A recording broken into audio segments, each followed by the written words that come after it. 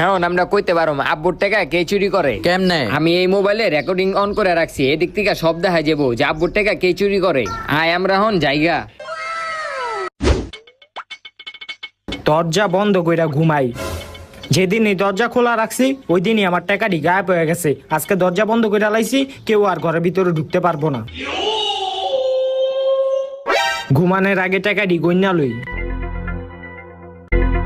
1 2 3 4 5 6 7 8 9 10 10,000 টাকা আছে, এটি বালিশের তলে রাখি। এখন ঘুমাই থাই। সকাল 8টা বাজে আছে, এখন আমার টাকাটি দেখি।